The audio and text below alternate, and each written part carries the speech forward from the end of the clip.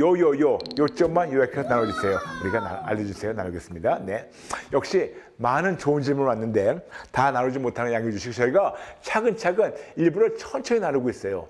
지금 질문이 꽤 많은데 일부러 저희가 빨리 가지 않고 지금 천천히 나누고 있으니까 언젠가는 꼭 여러분의 질문이 대답될 때 날이 올 거니까 여러분 잊지 말고 계속해서 올려주세요.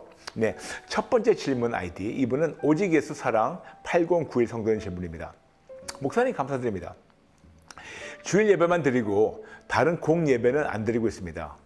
직분은 있지만 교회 봉사는 몇 가지 맡았고 예배를 중요시하는데 본 교회 눈치 보였어요.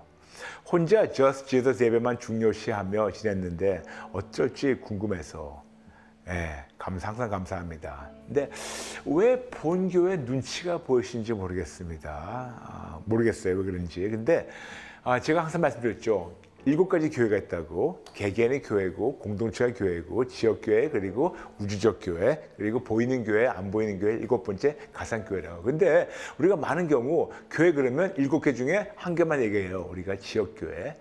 중요합니다. 근데 저희가 가상교회를 하는 게 이유가 뭐냐면 이 다른 교회를 저희가 대체하는 것이 아니고 이 모든 거 우리 함께 묶을 수 있는 그런 방법이기 때문에 여러분 가급적이면 지역교회를 여러분께서 좀 선정하셔가지고 출석하시면 좋겠어요. 근데 만약 어떤 여건이든 뭐가 좀 힘들어가지고 못 가신다면 찾을 수 있을 때까지 저희 같이 예배 드리시는데 거듭 말씀드릴게요. Just Jesus는 가상교회지만 이걸 저희가 여러분이 그냥 이거를 뭐 과외 공부 그렇게 생각하셔가지고 신앙의 틀을 더 잡아주고 좀 과외 공부 그렇게 생각하시면 좋겠고 대신에 여러분 지역교회 출석하셔가지고 또 거기에서 성도님들과 교제도 하고 또 거기에서 열심히 진짜 하나님께서 인도하신 대로 아름다운 그런 공동체 이루어가시면 좋겠습니다. 그러므로 가급적이면 지역교회를 기도하시면서 찾아주시고 그리고 그때까지 언제 될지 모르겠지만 그때까지 만약 여건상이 안 된다면 저희를 통해서 계속해서 하나님 만나시고 회복되시고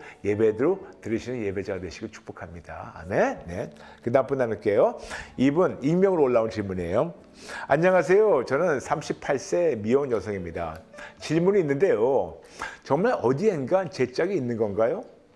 배우자를 놓친 건 아닌가요? 아이를 가질 수 없다면 혼자 사는 게 맞나요? 하나님 뜻대로 살고 싶습니다. 아주 좋은 질문이에요. 요즘 점점 초혼 연령이 올라가더라고요.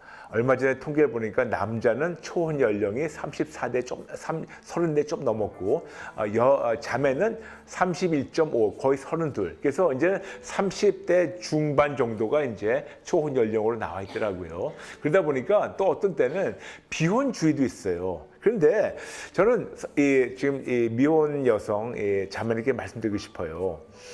어딘가는 짝이 있는 건지 배우자 놓친 게 아닌 건지 또 아이를 가질 수 있는 건지 사도 바울 같은 경우는요 하나님께서 인도하셔가지고 계속해서 혼자서 이거를 사역하실 것이 나와 있습니다. 근데 또 성경 보게 되면 또 베드로는 또 결혼하신 분이었어요. 왜냐? 베드로 장모집에 예수님이 가셨기 때문에. 그래서 베드로도 부인이 있었었고 또 다른 분도 부인이 있었던 걸 볼 수 있는데 근데 사도 바울 같이 하나님께서 혼자서 사역을 하신 분들은 그렇게 해야 되는 거고.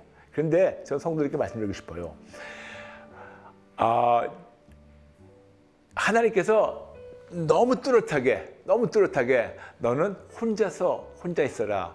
그렇지 않다면 포기하지 마세요. 포기하지 마시고 하나님 언젠가는 하나님께서 하나님 시간에 하나님이 예배하신 짝을 보내실 걸 알고 그냥 그때까지 기다리는 거죠. 저도 38에 장가에 갔어요. 그래서 저도 꽤 늦게 요즘 비교하니까 요즘 세상에서는 그게 늦은 게 아니더라고요. 근데 제가 제 친구들 중에서는 제가 제일 늦게 장가간 거예요. 38이니까 그때는. 근데 요즘 뭐 그다지 늦은 것 같지 않은데 한번 기도해 보세요. 근데 기도했는데 하나님께서 너는 싱글로 남아있어라. 그러면 당연히 이렇게 하신 거지만 거의 다 아닐 때가 많더라고요. 그러므로 포기하지 마시고 하나님 예배하신 내 짝을 보내달라고 기도하시면 감사하겠습니다. 네, 감사합니다. 네, 그 다음 분 나누겠습니다. 이분 아이디는 이삐삐 성도님. 안녕하세요 목사님. 어제 성경에 읽는데 오른쪽 뺨을 때리거든 왼쪽 뺨도 돌려라는 구절이 나와서 그 장을 자세히 다시 한번 읽어봤습니다. 그런데 목사님이 해석해 주신 것과는 달리 앞뒤 문맥을 보니 다투기보다 오른쪽 때리면 기꺼이 왼쪽도 내밀어서 남과 다투지 말라는 뜻으로 보였어요. 겉옷을 달라 하면 속옷까지 내어주라고 하고 그 장의 전체적인 맥락이 그랬는데 목사님은 가만히 있지 말라고 해석하셔서 그게 맞나 하군 생각이 들었습니다. 전 목사님의 해석이 좋았는데 성경의 의도는 그게 아닌 걸로 보여서요. 감사합니다. 네, 좋은 질문입니다. 제가 설명드릴게요. 여러분 생각해 보세요. 제가 왜 예수님이 굳이 그냥 뺨을 때리면 하실 수 있는데 왜 오른뺨이라 하셨냐? 이유가 있어요. 이게 오른쪽 뺨이죠. 근데 누구 오른쪽 뺨을 때리려면 거기다가 사람들이 오른손잡이기 때문에 오른손으로는 오른쪽 뺨을 때리지 못하고 왼손으로 때려야 돼요. 근데 왼손이 아닌 이상은 오른쪽 뺨을 때리려면 손 바닥이 아니라 손 등을 쳐야 돼요. 근데 손 등을 치는 거는 자기보다 낮은 사람이라고 그 사람의 그 신분과 인격을 비하하는 거라고 말씀드렸습니다. 그래가지고 이거를 우리가 그냥 무뎌나게 건드리는 것이 아니고 누가 우리를 이렇게 비하하고 우리의 인격을 모독하고 그런다면 신분을 모욕한다면 정정당당하게 오른쪽만 때리지 말고 왼쪽을 때리라고. 무슨 말이냐면 나도 당신하고 동등한 사람이니까 나를 그렇게 하등하지 말라, 낮게 취급하지 말라고 그 말이었어요. 그런데 성도님 말씀하신 거 맞아요. 이 전체 맥락을 보게 되면 여기서는 뭐 속옷도 주고 또 겉옷도 주고 또 우리 가라면 뭐 심리 가고 차이가 뭔지 아세요? 속옷 달라면 겉옷도 주고 오리를 가져가면 심리 가는 거. 그건 뭐냐면 내가 이거는 기꺼이 해주는 거예요. 즉 내가 이렇게 그들에게 은혜를 베푸는 거고 지금 오른쪽 뺨 얘기하는 거는 당하는 거예요. 예수님은 베풀어 주되 당하지 말아라 그 말씀이에요. 다시 말씀드릴게요. 기꺼이 베풀어 주되 당하지 말아라. 근데 사람들이 그냥 당하는 것도 그냥 이것이 미덕을 생각하는 건데 아니에요. 그리고 오른쪽 뺨을 맞았으면 왼쪽 뺨 대주는 것도 이것을 베푸는 걸 알고 있는데 아니에요. 당하지 말되 베풀어 주라는 거죠. 즉 사랑을 베풀어 주되 누가 그 사랑을 받은 거를 은혜를 받은 거를 너무 대수롭지 않게 여기고 여러분을 너무 비하하고 그리고 너무너무 무시하고 너무 깔보고 너무 진짜 그런다면 그때 가가지고 하지 말라는 거죠. 근데 무슨 말이냐면 싸우라는 것이 아니에요. 여러분 예수님 우리를 싸움다고 만드신 것이 아니고 누가 우리를 그렇게 하나님의 자녀로서 비하한다면 그걸 택하지 말되 그런 거 하지 말되 무시당하지 말되 그 대신에 이런 사랑 같은 거는 기꺼이 베풀되 사람들한테 얻어맞고 당하지 말아라 그 말씀입니다. 그러므로 이 둘이 정반대가 아니고 오히려 하나로 연결됩니다. 아멘. 네, 감사합니다. 네, 그 다음 분 나눌게요. 이분 아이디는 어려워 성도님입니다. 목사님, 이단인지 아닌지 확실히 알려면 어떤 걸 봐야 하나요? 요즘 이단들도 성경을 가지고 공부하더라고요. 성경 내용을 왜곡하거나 자신들의 주장을 더하는 식으로 가르치던데 솔직히 확실하게 구별하는 게 뭔지 궁금합니다. 제가 최근에 기독교 관련 강의를 듣다가 문득 이상해서 다들 자기는 이단 아니라고 하거든요. 혹시 꼭 걸러내야 하는 게 구별하기 좋은 방법이 있으면 알려주세요. 네, 있습니다. 너무 있습니다. 드로의 커피타임 106회 107회 보세요. 드로의 커피타임 106회 107회. 그때 제가 뭐를 나눴냐면 좀 짧게 나눴지만 사이비 종교, 이단교회, 비성경적 교회 그리고 성경적 교회에 대해서 나눴어요. 그렇기 때문에 물론 두 편밖에 안 되고 나중에 저희가 교회 편을 더 길게 하면서 이걸 더 구체적으로 나눴지만 우선 시작은 드로의 커피타임 106회 107회를 보시면 어떤 것이 사입이고 어떤 것이 이단이고 어떤 것이 비성경적 교회고 어떤 것이 성경적 교회고 알 수가 있어요. 그리고 심지어는 우리가 사입이나 이단이 아니더라도 진짜 버젓이 너무나도 좋게 보이지만 너무나도 비성경적인 가르치는 그러한 교회들이 꽤 많아요. 유명한 교회들도 많아요. 이름 있는 교회들도 많아요. 사람들이 구름대같이 모이는 교회들도 많지만 때로는 그들의 가르침이 100% 성경적이 아니라는 것을 여러분 꼭 알아주시고 그렇다고 해서 우리 그들을 정죄하고 그들을 욕하는 것이 아니고 정말 그들이 예수님을 뜨겁게 인격적으로 만나고 성경대로 성경적으로 정말 하나님의 양들을 하나님의 자녀들을 양육하는 그런 교회가 되게 해달라고 여러분 꼭 기도해 주시면 감사하겠습니다. 그러므로 거듭 말씀드릴게요. 드로의 커피타임 106회, 107회 꼭 보시면서 그리고 사이비 이단 비성경적 교회 그들이 예수님 뜨겁게 만나게 해달라고 그리고 성경적 교회다 하더라도 그들이 변질되지 않고 끝까지 일편다시 예수님을 증거하게 해달라고 기도해 주시면 감사하겠습니다. 네, 그 다음 나눌게요. 이번에 익명으로 올라온 질문입니다. 목사님과 사모님, 스태프분들 안녕하세요. 궁금한 게 있어서 질문드립니다. 저를 함부로 대하는 사람에게 어떻게 대해야 할까요? 그 사람은 바로 저희 엄마입니다. 저와 의견이 안 맞으면 화내고요. 제가 의견을 말하면 뜬금없이 화를 냅니다. 그래서 저한테 투덜거리며 말하는 것도 이건 아니다 싶은데요. 이런 걸 훈계로 들어야 하나요? 저는 그게 너무 싫어요. 예수님께서 검을 주러 오셨다고 말씀하시는데 저는 어떻게 해야 좋을지요? 끊임없는 이 악순환의 고리를 끊고 싶어요. 질문 들어주셔서 감사합니다. 라면서 성도님께서 보내셨어요. 아이고 죄송해요. 어쩌면 어머니께서 성도님이 유일하게 본인의 어떤 화풀이나 아니면 넋두리나 신세 한탄을 들을 수 있는 분이라고 생각하셔가지고 그냥 하실 수가 있어요. 그래서 어떻게 본다면 어머님도 불쌍하고 또 성도님도 너무 딱한데 그러면 이런 상황에서 우리가 언제까지 이걸 택해야 될까? 언제까지 우리가 계속 이거 받아야 될까? 예수님 말씀하셨죠? 누가복음 6장 28절 그들을 위해서 축복하라고. 저번에도 말씀드렸지만 해보세요. 첫 번째는 힘들 거예요. 마음이 nek시하는 겁니다. 그렇지만 우리가 악을 갚지 말고 선을 이겨야 되기 때문에 정말 어머님이나 또 주변에 식구가 아니고 누구를 여러분 힘들게 하고 정말 계속해서 핍박하고 계속해서 여러분이 힘들게 하고 고통을 준다 하더라도 그들을 우리가 싸우는 대신 그들을 왜 축복해 주면 어떨까요? 그러면 하나님 하십니다. 아멘. 꼭 해주세요. 한번 해보세요. 네, 감사합니다. 네, 그 다음부터 나누겠습니다. 안녕하세요. 요새 종교적 고민이 있습니다. 마음이 불안해요. 신앙생활을 하려 하는데 천주교와 개신교 중 천주교 쪽에 마음이 더 갑니다. 하나님과 1대1로만 기도를 드려서 회개한다고 했을 때 하나님께서 저를 용서해 주신 건지 알 수 있는 방법이 없으니 답답하기도 합니다. 그냥 계속 기도만 드리면 언젠가 이해할 수 있는 날이 오는 건가요? 개신교에서는 왜 천주교를 불편하게 보나요? 네, 제가 여러분에게 작년부터 약속했는데 제가 약속 아직 이행 못한 거 잊지 않고 있어요. 언젠간 제가 개신교하고 천주교 차이점을 제가 제약해가지고 알려드린다 했는데 어떻게 하다 보니까 아직 못했는데 간단합니다. 제가 오늘 아주 짧게 말씀드릴게요. 짧게 말씀드리겠습니다.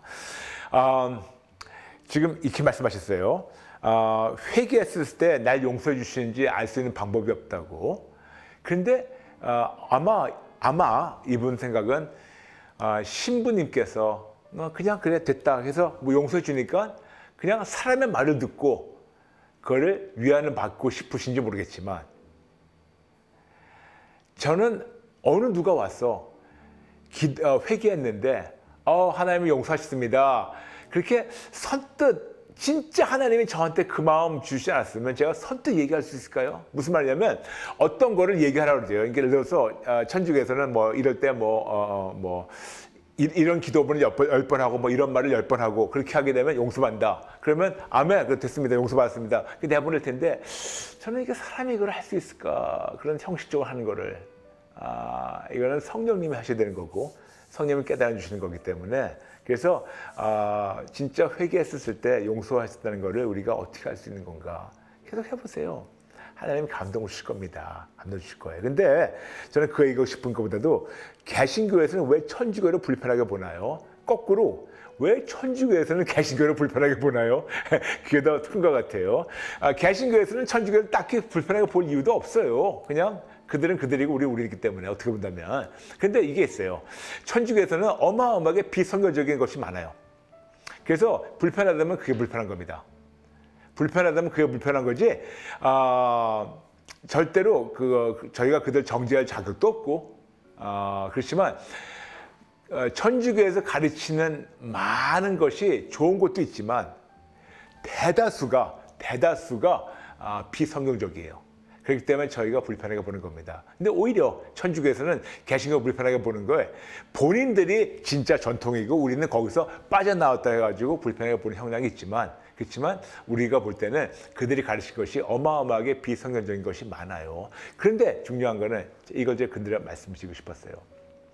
많은 분들에게 설문조사해 보니까 설문조사 Y 대한민국에서 많은 분들이 종교에 대해서 물어볼 때 많은 분들이 불교를 선호하고 그 다음에 천주교, 그 다음에 제일 바닥이 개신교예요. 이거는 우리가 개신교인으로서 진짜 우리가 심각하게 이걸 우리가 다뤄야 돼요. 어찌나 우리가 가짜 크리스찬이었었으면, 어찌나 우리가 소금과 빛은커녕 소금 맛도 잃어버리고 빛도 다 뺏겨버리고 세상 사람들과 똑같고 어쩐 데는 세상보다 더 악하게 행동했었으면, 어쩌면 그랬었으면 정말 사람들이 불교와 천주교는 믿겠는데 개신교는 못 믿는다고 할까. 이거는 우리가 심각하게 우리가 생각하고 각성해야 되고 항복하고 회개할 점입니다. 아멘. 네. 그래서 딸기 성도님께 말씀드릴게요. 개신교가 오히려 더 성경적입니다.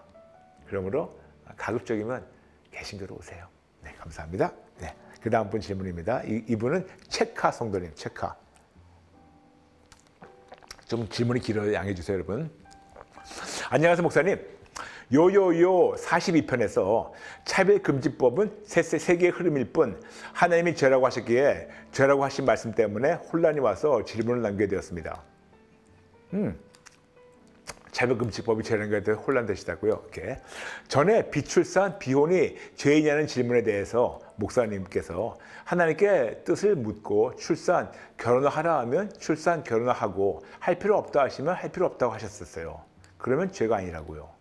이제까지 하나님께서 번성하라고 하셨던 말씀 때문에 또 수많은 교회 가르침 때문에 특별한 질병의 사유가 없이 출산하지 않으면 죄라고만 생각했지, 날 닮은 아이가 있으면 좋을 것 같아서, 아이가 없으면 노후에 외로울 것 같아서 나으려던 저의 이기적인 생각이 죄일 거라는 생각해 본 적이 없었습니다. 그래서 한참 충격에 빠졌었는데 그날 이후로 저는 이기심과 욕심 대신 하나님의 뜻을 쫓기 위해 비출산에 판단과 욕심을 멈추고 하나님의 뜻을 묻는 기도를 하기 시작했고 성경을 읽어가고 있습니다. 감사합니다. 그러나 요요 42편에서 동성애는 하나님께서 죄라고 하셔서 죄라 하니 혼란이 왔어요. 성경에도 번성하라 나와 있는데 두 개 다 하나님께서 말씀하셨다면 어떤 차이로 인해서 출산, 결혼은 기도로 구한 하나님의 응답을 따르면 되는 것이고 동성애는 무조건 죄로 분류되는지 생각해보면 살인, 간음 같은 죄는 기도를 구할 필요도 없이 명백한 죄인 건 분명한데 동성애는 명백한 죄라고 하기에 애매한 것 같다는 생각 들어서 어려운 것 같습니다. 또 각각 어떤 시선으로 받아들여야 하는지 명쾌하게 정리해 주셔서 감사하겠습니다. 언제나 좋은 영상 제작해 주신 목사님 관계자분 감사드립니다. 이분들을 만나게 해주신 하나님께 감사드리며 글을 맺도록 하겠습니다. 아유 감사합니다. 네, 쉽게 말씀드릴게요. 결혼하고 결혼 안 하고 애기 낳고 안 낳고 제가 방금 나눈 것처럼 사도 바울, 하나님께서 사도 바울에게 결혼 안 하도록 하셨기 때문에 이것이 죄가 아니에요. 결혼 안 하고 애기 안 낳는 것이 죄라고 딱히 나오지 않습니다. 하나님께서는 사도 바울에게 허락하시지 않았기 때문에. 예수님도 결혼 안 하셨어요. 그렇다면 예수님이 번성하지 않았기 때문에, 예수님이 결혼하지 않았고 예수님이 애기 없기 때문에 죄를 진 겁니까? 당연히 아니죠. 아니죠. 그렇죠? 그래서 그건 해결되는데, 그렇다면 동성애가 죄냐고요? 네. 네. 성경에 너무 많은데 지금 이분이 책가 성도님, 제가 성경 몇 개만 드릴게요. 지금 써놓으세요. 네.